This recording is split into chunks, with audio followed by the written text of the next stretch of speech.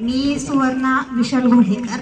मी actually पहिल्यांदाच आली आज काव्य संमेलनाला आणि मी 2014 पासून कविता लिहितेय.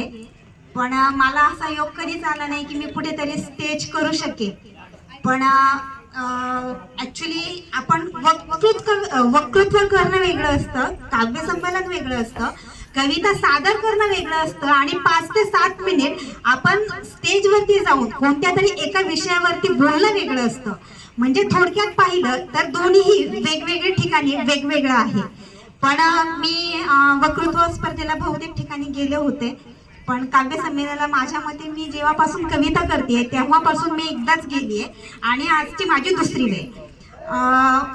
मी आत्ता जिथे कामाला जाते खालुमऱ्यामध्ये, तिथे सरांकडे एक मॅडम आहेत की ज्या मॅडमनी मला सांगितलं की ते सर माझे फॅमिली डॉक्टर आहेत. तर तुम्ही ओळखत असाल, मस्के मॅडम आहेत.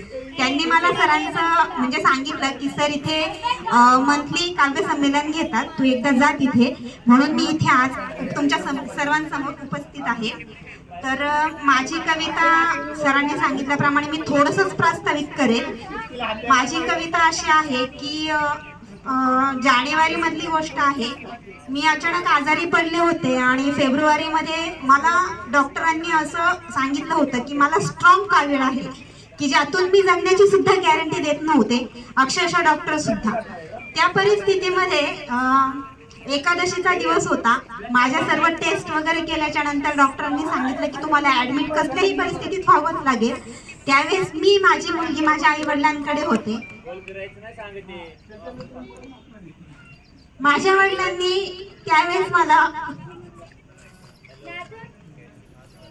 वेळ घेते. Sorry sir. मित्रांनो, इथे ना कार्यक्रम चालू आहे. आमचा डिस्टर्बन्स तुम्हाला होणार नाही, तुमचा आम्हाला होऊ देऊ नका, ठीक आहे? त्याच्यामुळे व्हिडिओ रेकॉर्डिंग चालू आहे, उगीच तुमची बाकीची बडबड त्याच्यात नको. इथे बरेच सारे लोकेशन आहे, तुम्ही तिथे शूट करू शकता. तेव्हा अशी परिस्थिती होती की माझ्यासोबत कोणच नव्हतं, अक्षरशः माझ्या सासरचे सुद्धा नव्हते. त्यावेळेस माझे आई वडील माझ्यासोबत होते. माझी 8-9 महिन्याचीच मुलगी होती. मी 8-10 दिवस आजारी होते. आजारी म्हणजे अक्षरशः ऍडमिट होते. माझी आई सकाळी टिफिन घेऊन मला यायची, पुन्हा घरी जायची, सगळं घरचं आवरून पुन्हा माझ्याकडे यायची. माझ्या मुलीने त्यावेळेस पण मला खूप कोऑपरेट केले, आता सुद्धा करते. 1.5 वर्षाची मुलगी आहे माझी. तर मी माझे अश्रू नाही थांबवू शकत, कारण माझी परिस्थिती त्यावेळेस मला माहिती होती आणि माझ्या आई वडिलांना माहिती होती.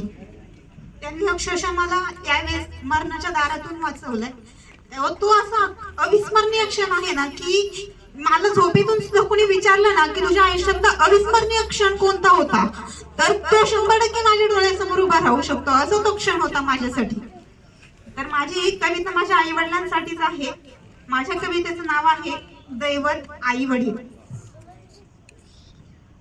एकादशीचा दिवस होता, समोर दुःखाचा डोंगर उभा होता.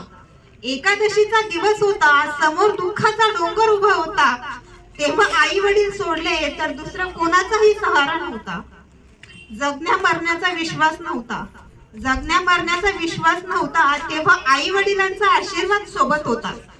मरणाच्या दारात असताना जसा देवाच्या रूपात बापच खंबीरपणे सोबत उभा होता. मरणाच्या दारात असताना जसा देवाच्या रूपात बापच खंबीरपणे सोबत उभा होता. जगण्याची खात्री नसताना आई वडिलांचा आधार होता. जगण्याची खात्री नसताना आई वडिलांचा आधार होता. अशा कठीण प्रसंगात असताना आईचा प्रेमळ हात डोक्यावरती होता. मरेपर्यंत विसरता न येणारा तो अविस्मरणीय क्षण होता. मरेपर्यंत विसरताना येणारा तो अविस्मरणीय क्षण होता. आज माझ्या जगण्याला फक्त त्यांच्यामुळेच अर्थ होता.